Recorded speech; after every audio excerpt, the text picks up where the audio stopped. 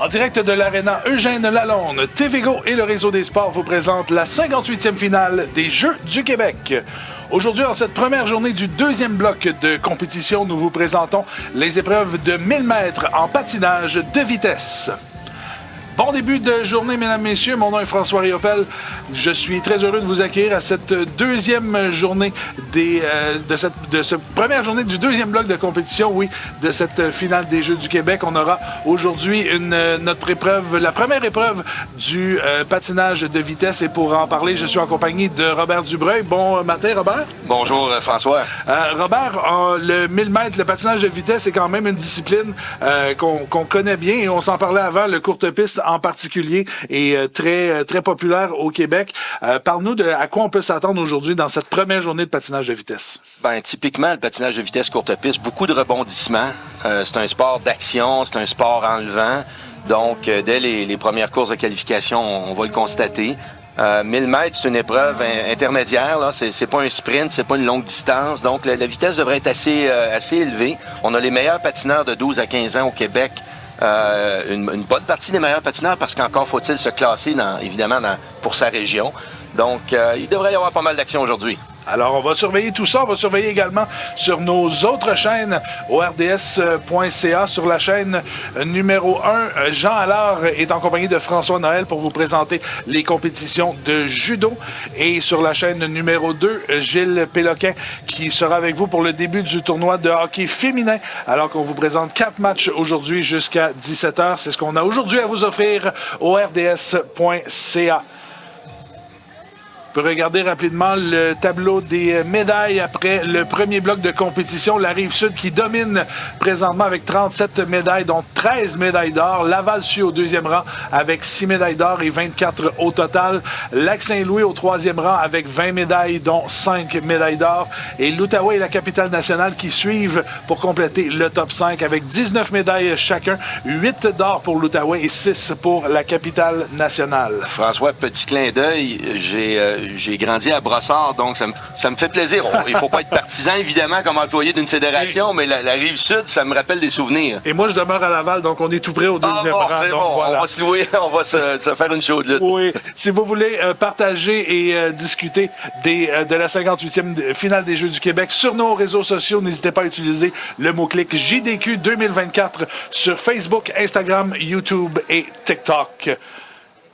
Merci également à nos commanditaires, les commanditaires qui assurent le succès de cette 58e finale des Jeux du Québec. Merci à Desjardins, Sport Expert, Proxy, Oasis, le lait au chocolat, Kruger, Asics et le groupe Custo. Merci à vous tous de votre appui au sport québécois. Alors, Robert, on va débuter les qualifications dans quelques instants. On débute avec le féminin, le 12 ans, la catégorie 12 ans féminine. Donc, on aura 4 vagues dans cette qualification. Peut-être nous expliquer un peu le fonctionnement là, des qualifications pour la suite des choses le reste de la journée. En fait, évidemment, les médailles sont distribuées en finale A. Chaque patineuse et patineur vont participer tout d'abord ce matin à une qualification, vont tenter de se qualifier pour la plus grande ou la meilleure ou la plus élevée finale possible. Comme je le disais, les médailles sont distribuées dans la finale A. Les autres finales servent pour donner un classement à tous ces patineurs-là. Donc, ils se battront pour différentes positions par la suite. Donc, il est très important. En fait, le gagnant de chaque qualification, chaque vague va passer en finale A, ainsi que d'une catégorie d'âge à l'autre, ça sera soit le meilleur temps des suivants ou les 2 meilleurs temps pour la finale A et par la suite, les gens vont être positionnés selon leurs résultats des qualifications en finale B, C et D. Donc, dans le but d'avoir 5 patineurs en finale A et après ça, on décline le reste dans les autres finales. Exactement. Et d'une catégorie à l'autre, on a de 12 à 18 participants selon le groupe d'âge et c'est en fonction de la capacité des régions à présenter un patineur dans l'équipe. Alors, on va débuter tout de suite avec la première vague chez les 12 ans filles. On aura de l'Est du Québec, Stella Rose Cyr, du Lac-Saint-Louis, Savannah Gordon, de la Côte-Nord, Johanna Ngetcho Zhang, De l'Estrie, Anaïs Jouer et du centre du Québec, Flora Guillemette. C'est parti, les compétitions de patinage de vitesse. Immédiatement, c'est Flora Guillemette qui prend les devants de la course. Robert, on est choyé parce que, comme spectateur, on va avoir une caméra à l'intérieur de l'anneau, un peu comme dans les événements internationaux. Alors, ça me fait chaud au cœur qu'on soit capable d'aller jusqu'à ce niveau de couverture. Oui, on a de belles images depuis le début des Jeux du Québec et ça se poursuit maintenant. Donc, toujours Guillemette au 5e rang du centre du Québec, Rose au 2e rang de l'Est du Québec et Gordon 3e pour le Lac-Saint-Louis. Là, évidemment, comme dans tout sport, prendre les devants dans une course et demande peut-être un peu plus d'énergie puisque les autres patineurs sont dans notre sillage et peuvent bénéficier d'une certaine aspiration. C'est pas le sport où ça compte le plus si je compare au vélo ou même en patinage longue piste, mais ça fait quand même une différence. C'est la Rose Cyr qui vient de prendre les devants dans la course. Cyr, Guillemette et c'est Jouer qui complète le top 3 de cette course. Et Stella Rose Cyr qui vient de prendre un bon écart sur les poursuivants. Je pense que du côté de la jeune Cyr, on a laissé aller quelques tours. On est un peu nerveux, c'est normal. Hein? Toutes les jeunes athlètes, on les fourmille dans les jambes. Première journée de compétition, donc on a voulu se stabiliser. Puis quand on a vu que on avait les jambes là, pour dépasser, on s'est donné un air d'aller. Et au 1000 mètres, ça représente combien de tours pour 1000 mètres, c'est 9 tours. Hein, l'anneau de compétition, le tracé, si on veut, est de 111 mètres. Donc, c'est 9 tours pile. Alors, un temps de 1 minute 47 et 8 dixièmes pour Stella Rose qui remporte la vague et accédera directement à la finale. Savannah Gordon du Lac-Saint-Louis qui termine deuxième avec un temps d'1 minute 50. Anaïs Jouer avec un temps d'1 minute 51. Flora Guillemette qui termine quatrième avec 2 minutes 2. Et Johanna Getcho Zhenjiang qui termine sa vague avec un temps de 2 minutes 18. Donc, une première vague qui est terminée. On a vu une belle explosion de Stella Rose Cyr. Oui, puis on a la reprise du départ. Le départ qui a une certaine importance aux 1000 mètres, mais qui n'est pas aussi capital qu'aux 500 mètres, la plus courte distance, bien sûr. Les gens vont partir avec un bon rythme en général. Comme je le disais, dans les premières courses de qualification, j'ai l'impression que ça partira peut-être pas toujours si vite, même si le temps le plus rapide des deuxièmes va permettre de passer la finale là. Je pense qu'il y a quand même une première course dans tout sport. La première épreuve est toujours un peu plus élevée en adrénaline et en stress. Alors, on va se préparer pour la deuxième vague de cette première catégorie. Et typiquement, le patinage courte piste, c'est un sport qui attire les autres sports. C'est un sport à l'intérieur, il y a toujours lieu, il y a en principe pas de problème d'horaire. Puis on a beaucoup de délégations qui viennent au fur et à mesure que les jours se déroulent, à encourager leurs coéquipiers. Alors, de droite à gauche à votre écran, de Chaudière-Appalaches, Charline Dubois, du Saguenay-Lac-Saint-Jean, Océane Lavertu, de la Rive-Sud, Sophia Guichard, et des Laurentides, Lisa-Marie Gagnon. Toujours dans les 12 ans chez les filles. On voit l'écart de physique à cet âge. Tout le monde n'a pas eu nécessairement les mêmes poussées de croissance au même moment. Alors, il peut y avoir quand même. Mais ça ne veut rien dire. C'est pas parce qu'on est grand en patinage de vitesse qu'on est automatiquement meilleur. Ça peut, psychologiquement, on peut le penser, mais j'ai déjà vu au fil des ans, on a déjà vu de nombreux patineurs relativement petits. Enfin, en patinage courte piste au niveau international, c'est pas nécessairement avantageux d'être trop gros et trop grand. Charline Dubois qui est en tête présentement pour Chaudière-Appalaches. Sophia Guichard qui est deuxième. Océane Lavertu troisième.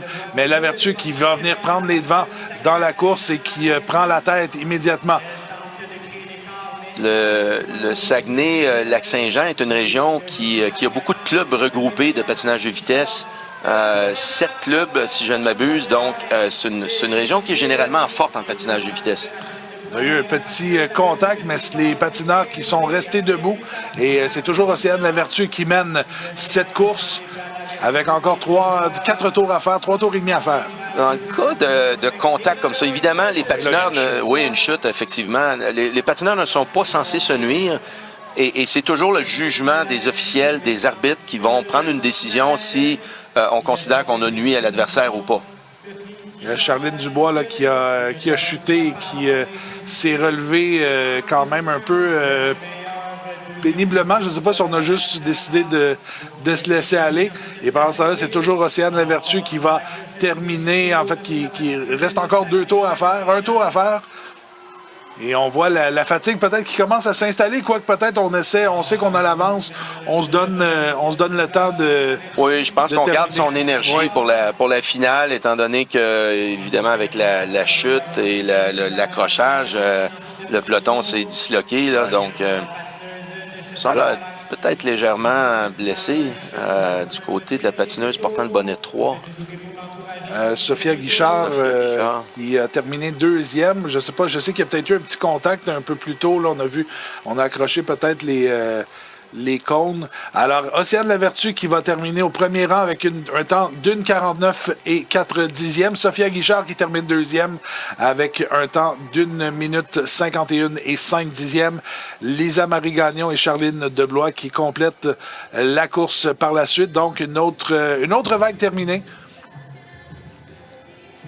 Pendant qu'on revoit quelques images de cette deuxième vague, on a vu encore une fois, on a vu des patineuses, on voit ici le dépassement d'Océane Lavertu qui lui a donné les deux. On voit ici la chute de Charline Dubois là, dans le virage. Côté sécurité pour les jeunes, en fin de semaine, on est dans une excellente aréna, une excellente infrastructure. L'aréna Eugène Lalonde est maintenant dédiée au sport qui ne nécessite pas de bande de hockey, donc il y a presque plus de... Il peut y avoir du hockey pour les tout jeunes, mais en général, c'est du patinage de vitesse qui est pratiqué dans cette aréna. Et on a des matelas qui vont mieux absorber parce qu'ils vont reculer. Il n'y aura pas la bande derrière. Donc, au niveau de la sécurité des participants, je pense que ils sont choyés, là, définitivement. Oui. Et on a eu, si je ne me trompe pas, on a eu le patinage artistique dans le premier bloc à cet endroit. La troisième vague, à l'instant, de Montréal, Maxime Olivia Cohan, de Bourassa, Sarah Merheb, de Lanaudière, Victoria Lamoureux et de l'Outaouais, Isabelle Boudreau. Et c'est parti immédiatement, c'est l'athlète de Montréal qui prend la tête de cette course, suivie de tout près par Merheb de Bourassa, Outaouais par la suite avec Isabelle Boudreau et Lanaudière avec Victoria Lamoureux. Et on voit encore une fois une autre course où on s'observe, on n'est pas à pleine vitesse en début de course. Chacun... Ces patineurs-là se connaissent, hein? Ils sont dans des circuits de compétition provinciaux en cours d'année. On est dans des âges, là, en termes de patinage de vitesse, ce sont des patineurs interrégionaux, donc qui participent à des compétitions qui regroupent plusieurs clubs. Le Québec a certains secteurs, mais plusieurs se connaissent parce qu'ils ont déjà fait des compétitions ensemble. Sarah Merheb qui vient de prendre les devants avec 5 tours à faire. Maxime Olivia Cohan, au deuxième rang par la suite qui suit tout près. Et j'imagine on veut quand même conserver ses énergies. On veut doser son énergie pour en avoir encore à la fin de la course. On veut pas tout donner, bien sûr, au début, surtout en 1000 mètres. Là. Oui, et puis on sait que il y a d'autres courses aujourd'hui. Il y a 3 épreuves. Il y aura un relais à la fin de la journée. Donc, on veut pas tout donner dans la première course. Chacun a son objectif. Tout le monde n'est pas nécessairement du même calibre. Certains visent la finale à tout, évidemment, parce que c'est comme normal avec les résultats qu'ils ont eus depuis le début de l'année, depuis les dernières années. Et on voit là, évidemment, la patineuse, si je ne m'abuse, c'est Cogent, Maxime Cogent, qui... Maxime Olivia, je connais un peu la famille parce que l'oncle de Maxime Olivia est un ancien cycliste et le père également, d'une autre époque évidemment. Donc j'ai des souvenirs quant à eux et puis ce sont des sports qui se marient bien, le cyclisme et le patinage. On se rappellera Clara Hughes. Clara Hughes est un excellent exemple, effectivement, François. Alors, Maxime Olivia Cogent qui va accéder à la finale. On a vu son temps d'1 minute 48, si je me souviens bien. Alors, une autre vague qui se termine. On ira bientôt à notre dernière vague. On va voir des images de cette course. Course qui a bien été menée par Kojan, qui a vu à un certain moment l'athlète de Bourassa, on le voit ici, lui prendre la tête et elle l'a repris immédiatement. Oui, c'est un très beau dépassement, un dépassement sans anicroche clair. Et puis, les entraîneurs aiment ça quand on réussit bien nos dépassements. Évidemment, on pratique le tout en entraînement, mais avec des adversaires dans une course, ça va pas toujours comme on veut. On va terminer avec notre dernière vague. Donc, on débute du sud-ouest. Eliane Gaudreau à votre droite. À l'intérieur de la capitale nationale, Maïté Cadieux. De Richelieu-Yamaska, Mégane L'Espérance. Et pour terminer, de Laval, Karina Gréaviou. Est-ce que je l'ai bien prononcé? Gréaviou?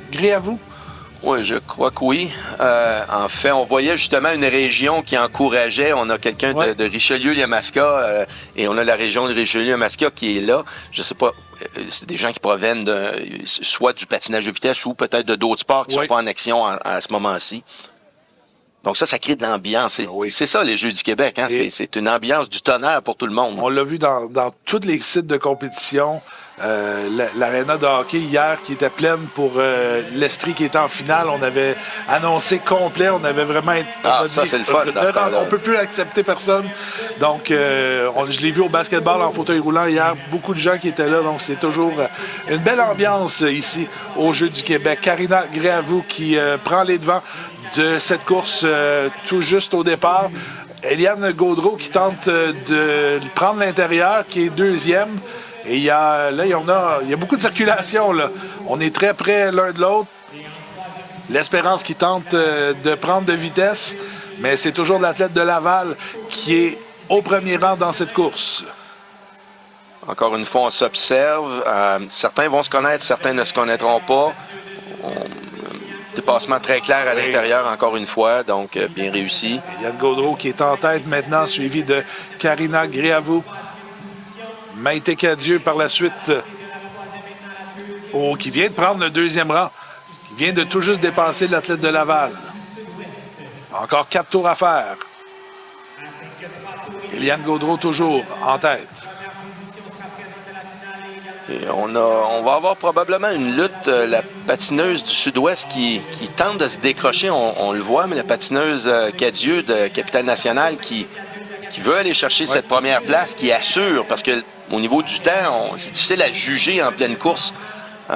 Donc, évidemment que les deux patineuses visent la première place pour aller chercher cette place en finale-là. Dernier tour dans cette quatrième vague chez les 12 ans féminins. Eliane Gaudreau qui prend ses distances de Maïté Cadieux. Et Eliane Gaudreau qui va l'emporter avec un temps d'1 minute 48 et 6 dixièmes. Maïté Cadieux termine donc deuxième avec un temps d'1 49,8. Karina Gréaviou et Mégane L'Espérance qui complètent la quatrième vague et ça termine donc pour les 12 ans féminins. Donc on a eu une belle première course, belle première catégorie, belle première série de... Oui, ces patineuses reviendront après l'heure du midi en finale dans cette épreuve de 1000 mètres.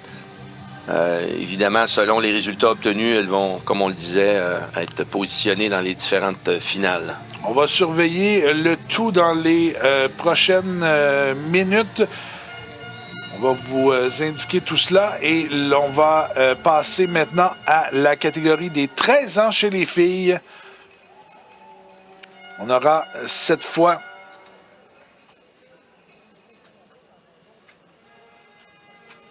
Dans les 13 ans chez les filles, on aura 16 patineuses, donc 4 vagues de 4. On va débuter immédiatement à l'intérieur de Lac-Saint-Louis, d'Eva Beaurivage, du Saguenay-Lac-Saint-Jean, Jolène Dion, de Montréal, Mia Durocher et de la Côte-Nord, Eliana Bellavance. C'est parti!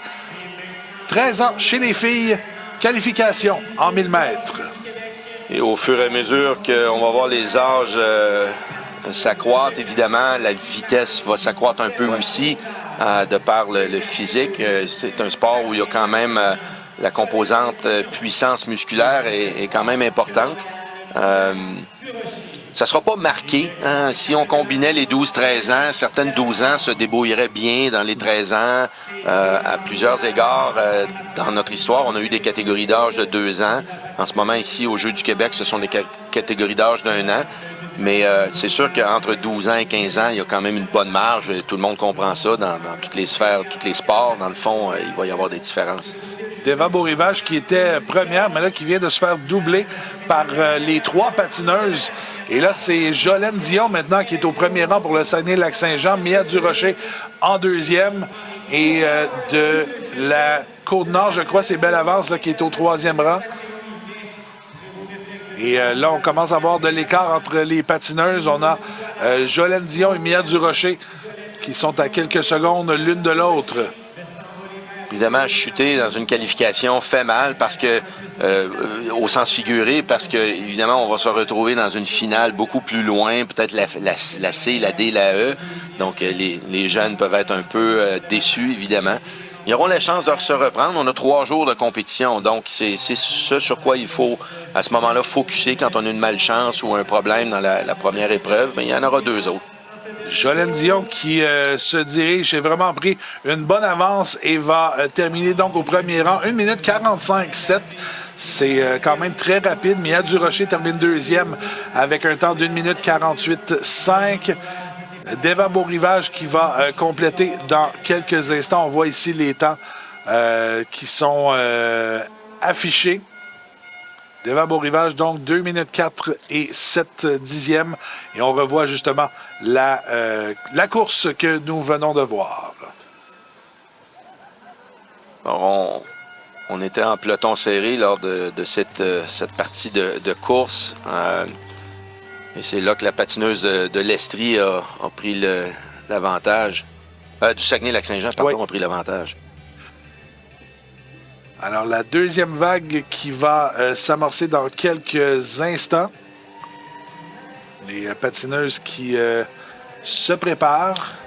Petit fait de l'histoire du patin à Sherbrooke, l'aréna Eugène Lalonde est un aréna qui est utilisé depuis les années 80 en patinage de vitesse, qui a été rénové et agrandi. On est passé d'une patinoire de dimension nord-américaine à une patinoire de dimension internationale au milieu des années 2000 et qui a accueilli en 2009 le championnat du monde junior, les championnats du monde junior de patinage courte piste, exactement à cet endroit, dans cette configuration. Donc, il y a de l'histoire de notre sport à l'aréna Eugène Lalonde à Sherbrooke. Alors, on se prépare pour la deuxième vague des Laurentides de Coralie Boulet. De l'Est du Québec, Maude Perron avec le dossard numéro 2. De l'Estrie, Charlie Kraft. Et de Richelieu-Yamaska, Maëlie Laplante.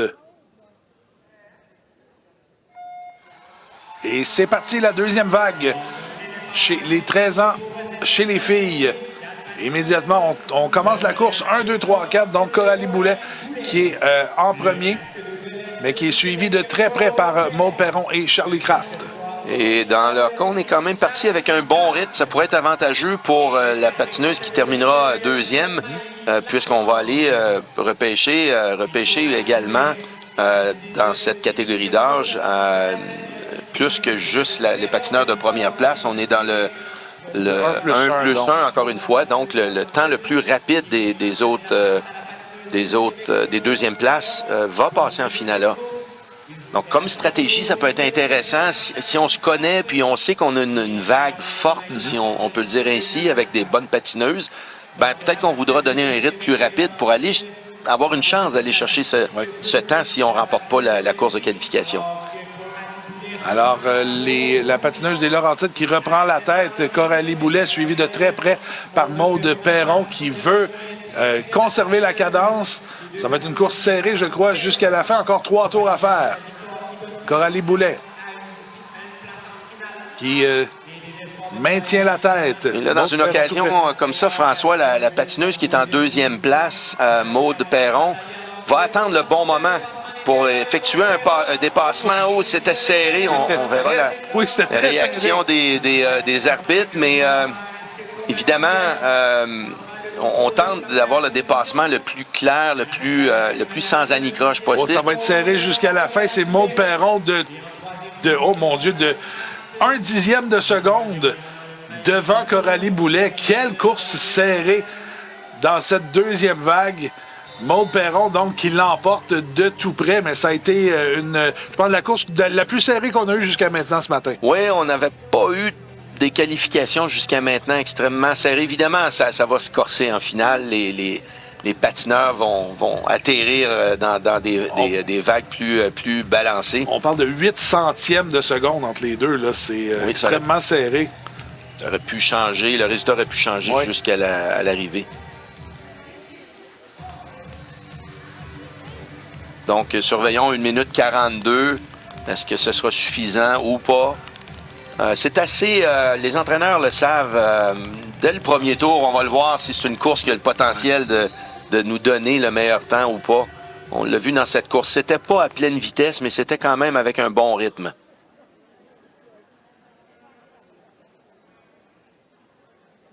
Alors, Maude Perron, donc, qui accède à la finale. On va poursuivre avec la troisième vague. On voit ici le dépassement. C'était extrêmement serré. Il n'y avait pas beaucoup d'espace entre Coralie Boulet et l'intérieur. On passe avec la troisième vague de Chaudière-Appalaches à votre droite. Abby Léonie Ward. De Bourassa, Michaela Napi. De Lanaudière, Zoé Paradis. Et de Laval, Zabia Petroulakis. Immédiatement, la patineuse de Chaudière-Appalaches qui donne le rythme. On commence un peu plus lentement, mais la patineuse de Laval qui vient de prendre le deuxième rang. Et on semble s'échanger un peu là, les positions dans ces deux premiers tours. Rythme légèrement plus lent que la course précédente, si je ne m'abuse. Je n'ai pas nécessairement la vitesse autour actuellement, mais et lorsqu'on perd quelques secondes dans les premiers tours, il est excessivement difficile d'aller les rattraper à la fin, puisque vers la fin de chaque course, tout le monde peut aller à fond de train. Abby Léonie Ward, toujours au premier rang pour Chaudière-Appalaches, suivi de Zoé Paradis de Lanaudière. Et là, le jeu de la patineuse en deuxième place, Paradis, est de s'accrocher et de suivre la première, de ne pas laisser d'espace et de bénéficier d'une certaine aspiration pour peut-être éventuellement tenter un dépassement si la patineuse est capable de se maintenir. Mais on voit que la patineuse Ward maintient la cadence et même accélère le rythme, donc ça va être difficile. On a les temps autour ici à l'écran, 10.4, c'est 10 secondes et 4 dixièmes pour le dernier tour, le tour précédent. Les patineuses portent une puce électronique qui permet, comme dans plusieurs sports, de cueillir les temps à chaque tour. Alors, Abby Léonie Ward qui va terminer avec un temps d'une 47,2, donc c'est définitivement moins rapide que la vague précédente. Un bon 5 secondes, donc c'était moins rapide dès le départ et il est difficile par la suite, comme je le disais, de récupérer le temps perdu. Zoé Paradis qui termine deuxième avec un temps d'une 48, donc ne sera pas de la grande finale un peu plus tard aujourd'hui. On va revoir les images de cette course avant de passer à notre dernière vague.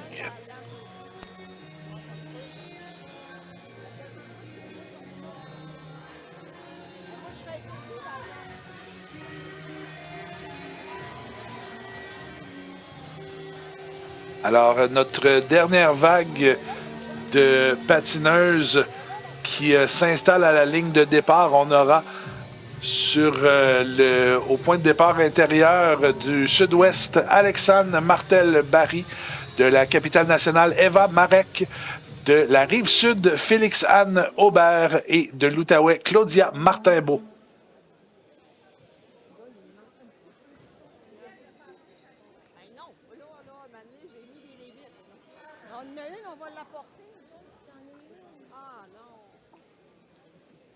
On entend des spectateurs pas très loin de nos caméras. Alors, c'est parti pour la dernière vague chez les 13 ans, chez les filles. Et immédiatement, c'est Alexandre Martel, qui prend la tête de la course. suivi d'Eva Marek et de Félix-Anne Aubert.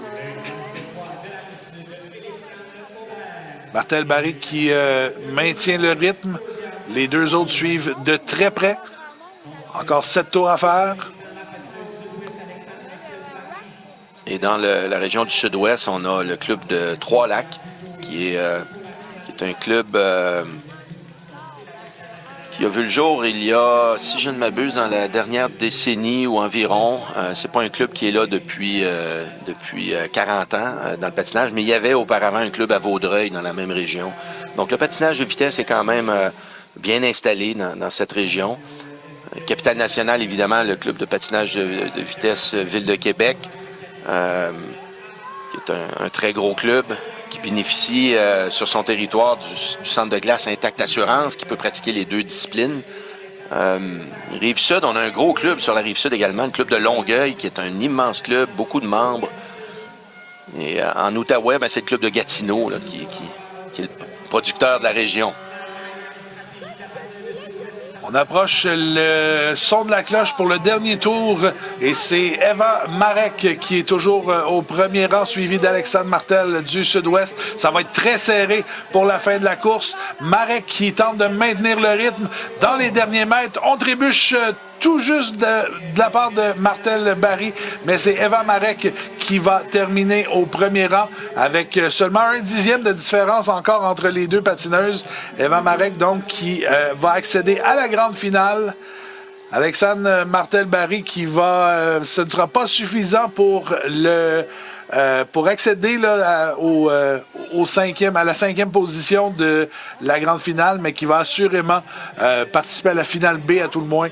Un peu plus tard aujourd'hui. Oui, fort probablement. Évidemment, les résultats qu'on vous annonce sont non officiels, mais on était tout près, 1 minute 42, quelques dixièmes un peu plus lent que la course précédente.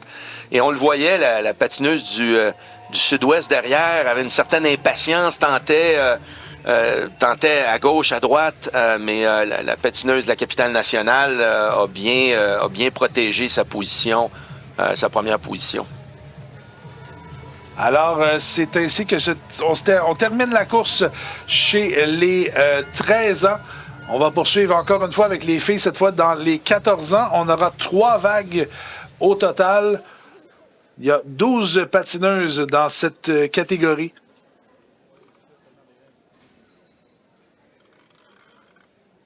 On débute tout d'abord avec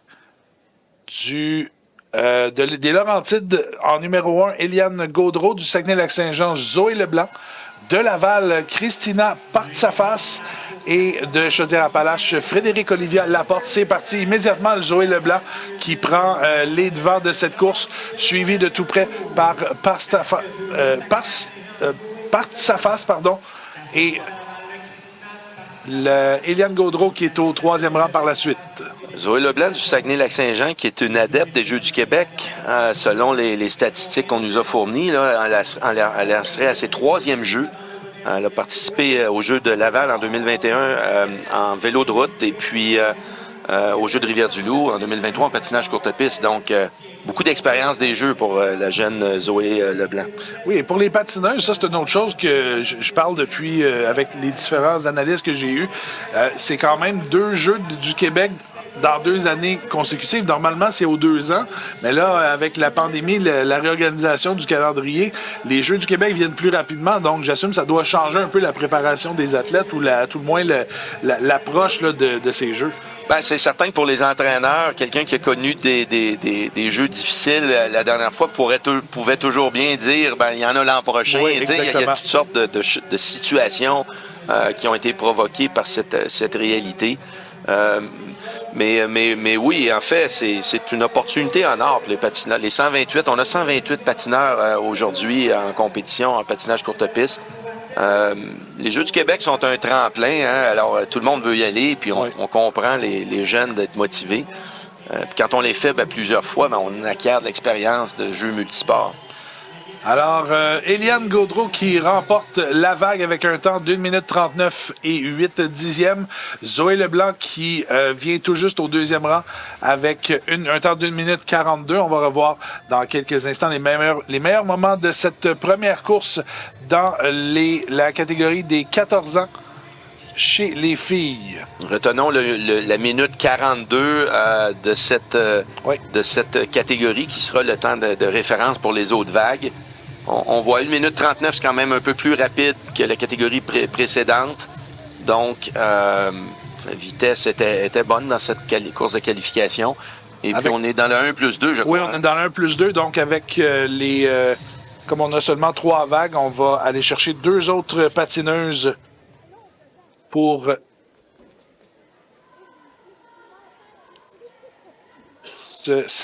pour la finale. On passe à la deuxième vague. Maude Perron de l'Est du... Non, pardon, ça c'était dans les catégorie précédente. Oui, j'ai la mauvaise page devant moi. De la Mauricie, Maya Govindan Bernatchez. De l'Est du Québec, Laurence Charon. Du Sud-Ouest, Jenna Moulid. Et de Montréal, Clara Milo. Clara Milo de Montréal est une autre patineuse qui a participé aux Jeux à Rivière-du-Loup l'an dernier. Oui.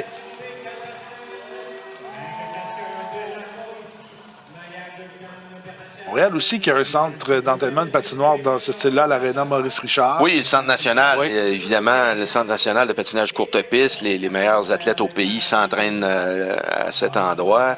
D'ailleurs, on aura le championnat du monde la semaine prochaine aux Pays-Bas. Donc, les athlètes, j'imagine, sont sur le point de partir. Moi, j'ai connu l'Arena Maurice Richard avant que ce soit un centre de patinage de vitesse. J'ai été arbitre au hockey à cette aréna pendant plusieurs années. Il y a beaucoup d'histoires dans cette aréna qui date, je pense, 1962 ou environ. Oui, exactement. Et puis le nom est resté. Je pense que le nom du monument Maurice Richard se devait de rester, même s'il n'y a plus vraiment de hockey sur place. Mais on est dans un sport où le Québec est bon. Oui. Donc, ça respecte un peu la tradition où le Québec était bon en hockey avec Maurice en tête à l'époque. Maya Govindan Bernatchez qui est au premier rang pour la Mauricie avec 4 tours à faire, suivi de près par Laurence Charon. Et Govindan Bernatchez, triple médaillé des Jeux de Rivière-du-Loup, donc c'est pas très surprenant qu'on la voit devant cette course de qualification. C'est une excellente patineuse et on voit le temps autour sous les 10 secondes. Donc le rythme est très bon en début de compétition. Toujours Govindan Bernatchez, alors qu'on amorce le dernier tour de cette deuxième vague chez les 14 ans féminins. Et Govindan Bernatchez qui va donc croiser la ligne d'arrivée avec un temps d'1 minute 43,7, 1 minute 44,5 pour Laurence Charon. Et Jenna Moulid qui complète avec un temps d'1 minute 45 et Clara Milo 1 minute 50. Donc la deuxième vague qui se termine ainsi. Environ 2 secondes et quelques dixièmes plus lente que la première vague. On se souvient de la minute 42, le temps de référence dont on avait parlé. En fait, actuellement, là, on parle d'1 minute 42 et 399, qui serait le temps là, pour accéder à la finale A. Et on a quand même eu... tu en parlais, Govindan Bernatchez, qui est... triple médaillé l'an dernier à Rivière-du-Loup, donc qui continue de bien performer. On arrive à notre dernière vague chez les filles de 14 ans. On va débuter avec Audrey Roussel de la Rive-Sud, avec le casque numéro 1, Romy Tchoukowski de l'Estrie, Alicia Bouchard de la Capitale-Nationale et Annabelle Roy de Lanaudière. Alors, dernière vague dans cette catégorie. C'est parti immédiatement. Tchoukowski qui prend les devants de la course pour l'Estrie.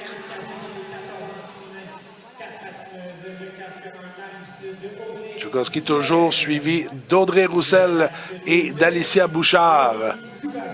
Et on donne un rythme intéressant.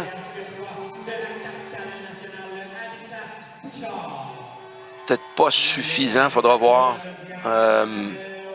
Pour la deuxième place. Pour la deuxième place. Alors, évidemment, chaque vague, François, a au moins une patineuse qui va se voir propulsée en finale A si elle remporte la course. Donc, à chaque course, il y a un enjeu important. Zukowski, pardon, qui est toujours au premier rang, mais qui vient de se faire dépasser par Audrey Roussel. Audrey Roussel qui s'amène encore quelques tours à faire. C'est Roussel, Zukowski et Bouchard. On a un beau peloton de 3 patineuses. Des patineuses qui, on voit qu'elles ont de l'expérience, le coup de patin est fluide, la glisse est bonne, on est stable, on n'est pas constamment en train de perdre l'équilibre. Donc, on a plusieurs années de patinage, d'entraînement chez ces jeunes de 14 ans. Alors, Roussel de la Rive-Sud qui est toujours première dans la course. Le rythme se maintient, le peloton là, qui se resserre. Et je crois qu'on est au dernier tour de cette course. C'est toujours Roussel au premier rang, Zukowski en deuxième et Alicia Bouchard qui termine troisième. Donc, la dernière vague qui se termine ainsi. Un temps d'1 minute 43 pour Audrey Roussel, 1 minute 43-1 pour Zukowski. Ça ne sera pas suffisant pour accéder à la grande finale. Donc, on aura en finale Eliane Gaudreau.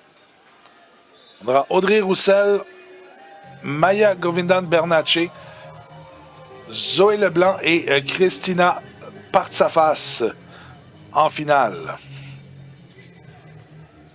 Donc, on revoit les derniers moments. On voit le dépassement de Roussel au départ de Zukowski qui a pris les devants pour lui donner la victoire dans cette vague.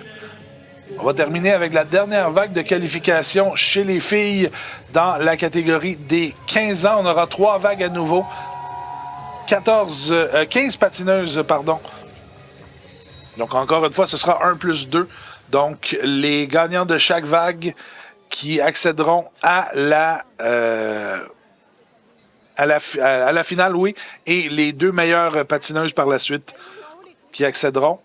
On débutera avec Oliane Dufour de la Mauricie, avec le numéro 1. Romane Gay de Montréal, Kim Fortier de la Rive-Sud, Annabelle Hainaut de l'Outaouais et pour terminer, à votre gauche, Maëlie Boudria de la Naudière. C'est parti chez les 15 ans féminins.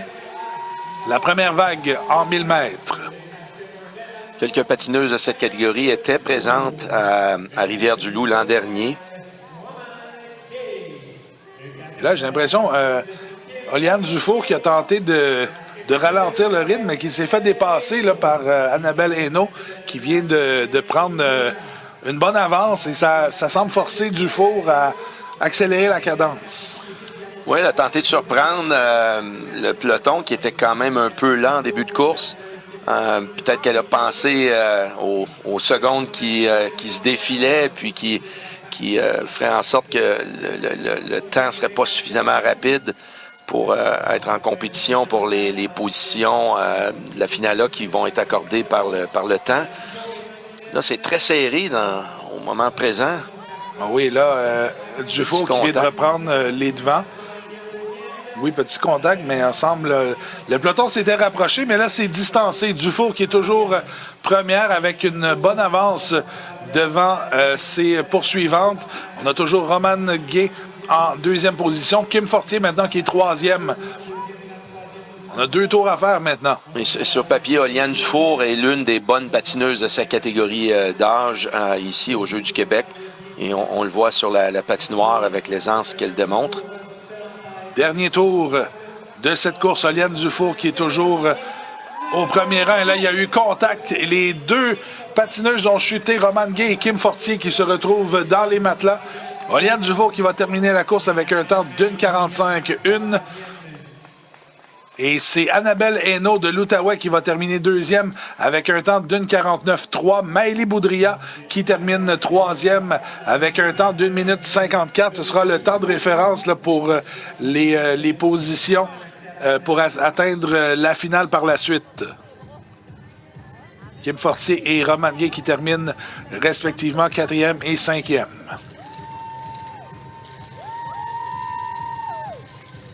Là, j'assume qu'on va peut-être regarder le contact par la suite, voir s'il y a eu... on va voir si on a une image claire.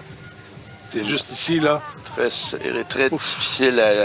Je ne me prononcerai pas pour les arbitres, mais les officiels auront à prendre une décision sur ce contact.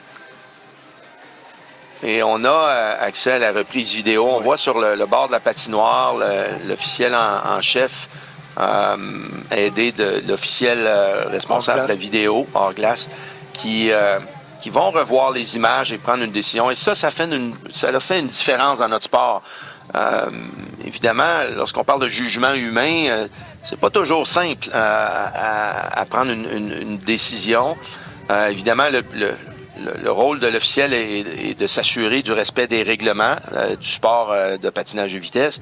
Donc, avec l'aide de l'outil vidéo, comme on le voit dans plusieurs sports, je pense qu'on a rehaussé l'expérience de tout le monde, y compris les officiels eux-mêmes, parce qu'ils sont beaucoup plus outillés. Et si je ne m'abuse, la patineuse de la Rive-Sud aurait peut-être passé à l'intérieur du bloc. J'ai vu. Moi, c'est ce que j'ai vu sur la reprise précédente. C'est ce qui me semble être... Et là, il faudra juger du côté des arbitres si l'accrochage, qui est responsable, et la personne qui n'est pas responsable selon l'officiel, est-ce que la patineuse a été nuit? Et si elle a été nuit, on pourrait surclasser à ce moment-là la patineuse et ce serait dans une finale appropriée. Évidemment, si on juge qu'elle n'avait aucune chance de se classer dans la finale A, on va peut-être la surclasser dans la finale B ou C selon le jugement et les informations dont dispose l'officiel. Mais de toute évidence, ça prenait la reprise vidéo et ça commençait évidemment au niveau international. Avec des courses olympiques très serrées, beaucoup de discussions, et puis finalement, ça a été introduit et on a suivi au niveau national et provincial rapidement. Et c'est quelque chose qu'on voit dans tous les sports. Là. Je pense que tous les sports majeurs comme ça là, commencent à intégrer ces reprises-là parce que, la technologie est là, pourquoi ne pas l'utiliser? Et si ça peut permettre d'être un peu plus... comment je dirais... équitable et juste, dans le fond. C'est le mot que je cherchais, équitable. Alors, pendant cette petite pause, je vous rappelle de partager avec nous sur les réseaux sociaux, que vous soyez ici à Sherbrooke ou chez vous à nous regarder au rds.ca. Utilisez le mot-clic JDQ 2024 sur Facebook, Instagram, YouTube et TikTok.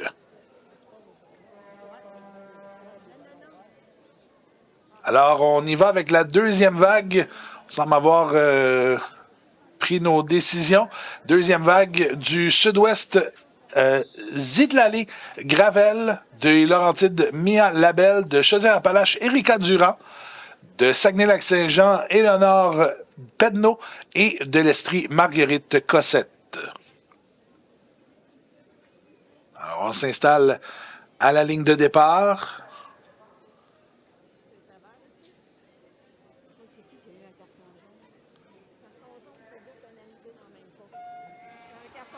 Alors, c'est parti. La deuxième vague chez les 15 ans du côté féminin qui s'amorce. Encore une fois, on tente de ralentir un peu la cadence. Et c'est Erika Durand là, qui vient de prendre les devants de la course. Mais le peloton est très serré.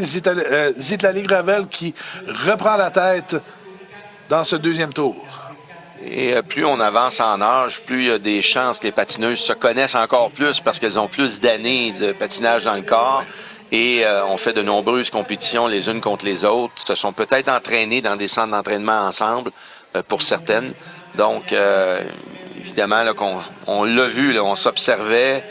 Tout le monde se respecte, là, évidemment, au niveau sportif en début de course. C'est Mia Labelle maintenant qui est en tête, suivi de Zitlali Gravel et Éléonore Pedneau qui suit tout près. Et c'est encore une fois très serré, là, les 5 patineuses là, qui sont à quelques secondes. On fait tous la même vitesse autour. Ça va extrêmement vite. Gravel qui vient de reprendre la tête de la course, suivi de Mia Labelle. Et là, on met les gaz, on approche, on accélère la cadence. Et le peloton qui commence à se distancer. Gravel qui est toujours en tête, Labelle qui est deuxième avec 2 tours à faire, Pedneau troisième, Durand quatrième, Cossette qui complète les patineuses. On approche le dernier tour. Zitlali Gravel du sud-ouest. 10 secondes 3 là, du dernier tour et une demi-seconde de plus vite que le reste et qui va remporter cette course avec un temps d'1 minute 41 et un dixième. Mia Labelle par la suite des Laurentides avec une 49-2 et Erika Durand de Chaudière-Appalaches avec une 54. Et on voit l'effet des premiers tours plus lents. On a un temps final, évidemment, passablement plus lent que les autres courses. Gravel qui est satisfaite de sa victoire, qui lui permettra de passer en finale A, bien sûr, ayant remporté cette course de qualification.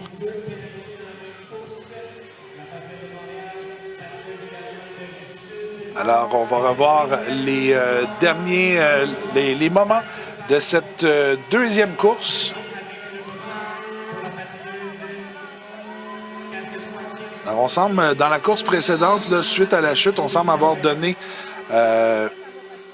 carton jaune oui. à Roman Gay. En fait, le carton jaune peut être distribué. Il s'agit d'une faute qui est plus importante selon l'arbitre, peut être distribué selon certaines circonstances. On n'a pas évidemment toutes les images de ce qui s'est passé n'étant pas sur place, mais chose certaine, on a pris, un peu comme je l'expliquais tantôt, on a pris la décision d'avancer la patineuse Annabelle Hanaud de l'Outaouais en finale A. Donc, le A, c'est dans les résultats, c'est pour avancer dans la finale A. Et on a distribué un carton jaune qui relègue la patineuse Gay, qui la pénalise, dans le fond. La dernière course qui est en cours, la dernière vague de cette catégorie, Marie-Félix Guérin, qui est au premier rang de la capitale nationale, suivie d'Aurélie Bélanger de l'Est du Québec. Il y a Léa Rose-Tessier du centre du Québec qui vient de se placer troisième, suivie de Julia Dufour de la Côte-Nord. Et à l'extérieur, Alicia Rouleau de Laval là, qui tente de reprendre quelques positions, qui vient de passer troisième. Et est-ce qu'elle va passer deuxième? Oui. Alors, une belle accélération de la part de l'athlète de Laval, Alicia Rouleau. Une belle course serrée. On est choyé là, pour cette vague-ci. Un peloton à 3. Toujours Marie-Félix Guérin au premier rang de la capitale nationale. Alicia Rouleau qui est deuxième à mi-chemin de la course. Aurélie Bélanger qui suit de tout près, mais là, qui tente de venir prendre le deuxième rang. C'est fait. Bélanger qui vient de dépasser, mais Rouleau qui est tout près derrière pour Laval. Là, en matière de stratégie, la jeune Bélanger se devait de passer parce qu'on voyait qu'elle était derrière Alicia Rouleau et l'écart se creusait avec la première et il est peut-être même le dépassement est peut-être venu un peu tard. Dernier tour dans cette dernière vague. Alicia Rouleau qui est toujours au premier rang. Ça va jouer en deuxième, troisième position. Les deux patineuses là, qui sont très serrées. Mais là, Rouleau qui veut prendre les devants. Et ça va terminer de façon très serrée dans cette fin de course. Marie-Félix Guérin de la capitale nationale qui termine avec un temps d'une 45-8, mais une 45-9 pour Alicia Rouleau et Aurélie Bélanger. J'ai hâte de voir les temps officiels au centième de seconde. C'est extrêmement serré. François, effectivement. Et je pense qu'on va avoir... je pense que les trois meilleurs, les trois ici qu'on voit, vont devraient accéder, d'après moi, à la finale. Là. La jeune Guérin, dans son dernier tour, a considérablement ralenti la cadence et ce qui a fait en sorte que les deux autres patineuses l'ont rattrapé. Est-ce que c'était la fatigue? Est-ce que c'était peut-être... Elle a relevé un peu ou elle a relâché un peu trop, voulant préserver son énergie, mais relâchant un peu trop. Tout se passe très vite, hein? Difficile à dire, évidemment, seule elle le sait. Soit qu'elle était peut-être fatiguée en fin de course ou encore qu'elle voulait se réserver ou peut-être un peu des deux. Mais chose certaine, ça en est fallu de peu pour que les deux deuxième et troisième la dépassent. Et les autres courses jusqu'à maintenant n'avaient pas été très rapides. Hein? C'est donc, je pense, François, que non, c'est vraiment un bon point, c'est la vague la plus rapide. Oui. Donc, les positions en finale A pourraient provenir. Et là, il faut se rappeler, il y a une patineuse qui est avancée. Donc, en finale A, on aura une patineuse de plus que le nombre prévu au départ. Alors, les résultats de cette course, alors qui passera en... en finale de la finale A, donc chez les 12 ans, Stella Rose Cyr de l'Est du Québec, Maxime Olivia Kojane de Montréal, Eliane Gaudreau du Sud-Ouest, Océane Lavertu de Saguenay-Lac-Saint-Jean, Maïté Cadieux de la capitale nationale. Chez les 13 ans, on aura en finale A de l'Est du Québec Maude Perron, Coralie Boulet, Eva Marek, Jolène Dion et Abby Léonie Ward. Chez les 14 ans, on aura Eliane Goudreau des Laurentides, Zoé Leblanc du Saguenay-Lac-Saint-Jean, Christina Partsafas de Laval, Audrey Roussel de la Rive-Sud et Maya Govindan Bernatchez de la Mauricie. Et finalement, chez les 15 ans, ce sera donc Oliane Dufour de la Mauricie, Marie-Félix Guérin de la capitale nationale, Alicia Rouleau de Laval, Zidali Gravel de Sud-Ouest et Annabelle Hainaut de l'Outaouais. Ce sera donc nos finales A.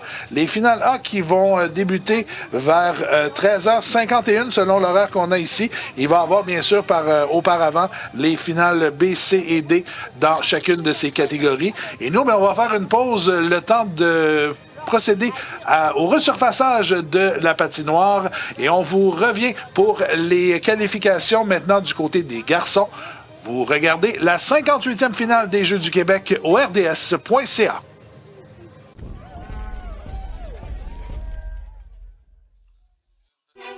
Ils sont jeunes, passionnés, déterminés. Avec le programme Tous engagés pour la jeunesse, nous sommes présents pour les aider à faire leur chemin, relever les défis et atteindre leur but. Encourageons les jeunes athlètes à persévérer et à réaliser leurs rêves lors des finales des Jeux du Québec.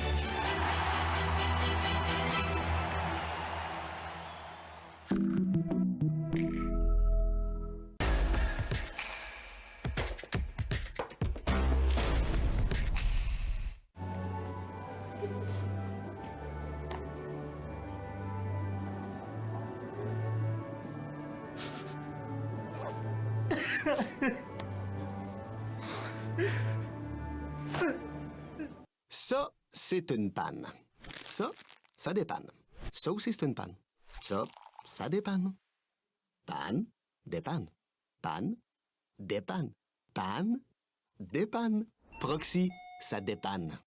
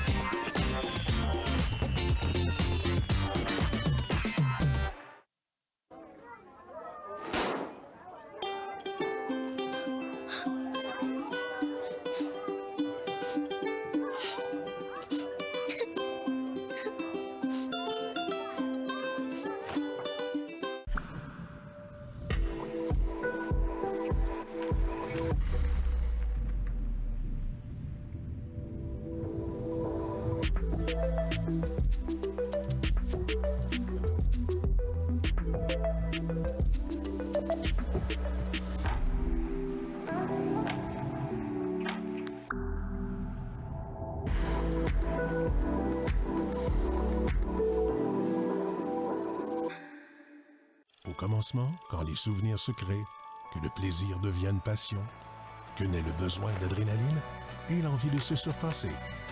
On vous accompagne à chaque étape de votre vie. Le Carrefour de l'Estrie, avec vous depuis 50 ans.